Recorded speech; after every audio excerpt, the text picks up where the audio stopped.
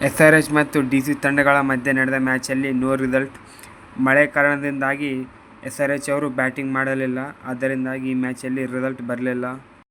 SRH toss ಗೆದ್ದು ಮೊದಲು ಬೌಲಿಂಗನ್ನು ಆಯ್ಕೆ ಮಾಡಿಕೊಂಡಿತು.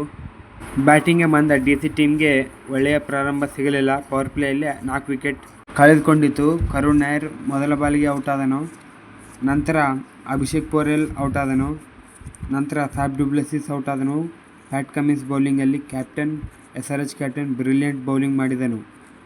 ಎಸ್ಆರ್ಎಚ್ ಬೌಲಿಂಗ್ ಈ ಸೀಸನ್ನಲ್ಲಿ ಇದೇ ಮ್ಯಾಚಲ್ಲಿ ಅದ್ಭುತವಾಗಿ ಬೌಲಿಂಗ್ ಮಾಡಿತು. ಎಲ್ಲ ಬೌಲರ್ಗಳು ಕನ್ಸಿಸ್ಟೆನ್ಸಿ ಆಗಿ ವಿಕೆಟ್ಗಳನ್ನು ತೆಗೆದರು ಮತ್ತು ರನ್ ಕಂಟೈನ್ ಮಾಡಿದರು. ನಂತರ ಬಂದ ಸ್ಟಬ್ಸ್ ಮತ್ತು ವಿಪ್ರಾಜ್ ನಿಗಮ್ ಅವರ ಮಧ್ಯೆ 33 ರನ್ ಪಾರ್ಟ್ನರ್ಶಿಪ್ ಬಂತು. ಸ್ಟಬ್ಸ್ ಬೇಡದೇ ರನ್ಗೆ ಓಡಿ ವಿಪ್ರಾಜ್ನನ್ನು ರನ್ಔಟ್ ಮಾಡಿದನು. ನಂತರ ಬಂದ ಆಶುತೋಷ್ ಶರ್ಮಾ ಮತ್ತು ಸ್ಟಬ್ಸ್ ಅವರ ನಡುವೆ 66 ರನ್ ಪಾರ್ಟ್ನರ್ಶಿಪ್ ಬಂತು. ಇದರಲ್ಲಿ ಸ್ಟಬ್ಸ್ 41 ರನ್ ಮಾಡಿ ಔಟ್ ಆದನು. ಆಶುತೋಷ್ ಶರ್ಮಾ ಲಾಸ್ಟ್ 3 ಮ್ಯಾಚ್ಗಳಲ್ಲಿ ಚೆನ್ನಾಗಿ ಪರ್ಫಾರ್ಮ್ ಮಾಡಿಲ್ಲ. ಆದರೆ ಈ ಮ್ಯಾಚಲ್ಲಿ ಚೆನ್ನಾಗಿ ಪರ್ಫಾರ್ಮ್ ಮಾಡಿದರು.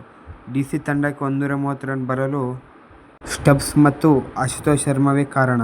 ಇಲ್ಲದಿದ್ದರೆ 100ರ ಒಳಗೆ ಆಲ್ಔಟ್ ಆಗುತ್ತಿದ್ದರು. ಸ್ಟಬ್ಸ್ 41 ರನ್ ಮತ್ತು ಇಂಪ್ಯಾಕ್ಟ್ ಪ್ಲೇಯರ್ ಆಗಿ ಬಂದ ಆಶುತೋಷ್ ಶರ್ಮಾ 41 ರನ್.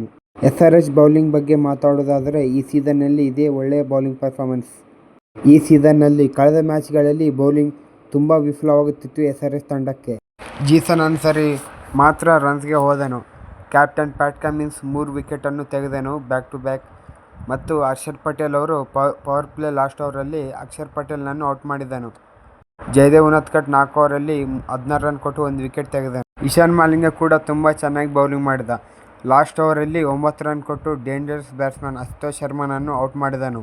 ಇಲ್ಲದಿದ್ದರೆ ಆಶುತೋಷ್ ಲಾಸ್ಟ್ ಓವರನ್ನು ತುಂಬ ಬಿಗ್ ಓವರ್ ಆಗಿ ಕನ್ವರ್ಟ್ ಮಾಡುತ್ತಿದ್ದ. ಈ ಮ್ಯಾಚ್ಗೆ ಸ್ಲೋ ವಿಕೆಟನ್ನು ಯೂಸ್ ಮಾಡಿದರು. ಬ್ಯಾಟಿಂಗ್ ಮಾಡಲು ಅಷ್ಟು ಕಷ್ಟವಾಗುತ್ತಿರಲಿಲ್ಲ. ಬ್ಯಾಕ್ ಟು ಬ್ಯಾಕ್ ವಿಕೆಟ್ಸ್ ಬೀಳುವುದರಿಂದ ಡಿಸಿ ತಂಡ ತುಂಬ ಡಿಫೆನ್ಸಿವ್ ಮೋಡ್ಗೆ ಹೋಯಿತು.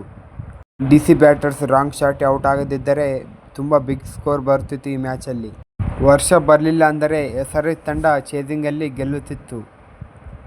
ಎಸ್ಆರ್ಎಚ್ ತಂಡ ತಮ್ಮ ಪ್ಲೇಯಿಂಗ್ 11ರಲ್ಲಿ 3 ಚೇಂಜಸ್ ಮಾಡಿತ್ತು. ಅಭಿನವ್ ಮನೋಹರ್ ಮತ್ತು ಸಚಿನ್ ಬೇಬಿ ಮತ್ತು ಇಶಾನ್ ಮಾಲಿಂಗ ಟೀಮ್ ಒಳಗೆ ಬಂದರು.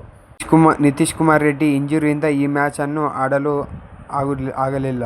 ಡಿಸಿ ತಂಡಕ್ಕೆ ಪ್ಲೇ ಆಫ್ ಚಾನ್ಸಸ್ ತುಂಬ ಕಡಿಮೆಯಾಗಿವೆ. ಮುಂದೆ ಬರುವ 3 ಮ್ಯಾಚ್ಗಳಲ್ಲೂ ಗೆದ್ದರೂ ಸಹ ಒಳ್ಳೆಯ ರನ್ ರೇಟ್ ಇದ್ದರೆ, ಯಾವುದಾದರೂ ಮಿರಾಕಲ್ ನಡೆದರೆ ಮಾತ್ರ ಡಿಸಿ ತಂಡ ಪ್ಲೇ ಆಫ್ಸ್ಗೆ ಬರಲು ಅವಕಾಶವಿರುತ್ತದೆ. ಡಿಸಿ ತಂಡಕ್ಕೆ ಟ್ರಬಲ್ ಆಫ್ ಡಿಸಿ ಟೀಮ್. ವರ್ಷ ಬರುವುದರಿಂದ ಈ ಮ್ಯಾಚಲ್ಲಿ ಫಲಿತಾಂಶವೂ ಬರಲಿಲ್ಲ.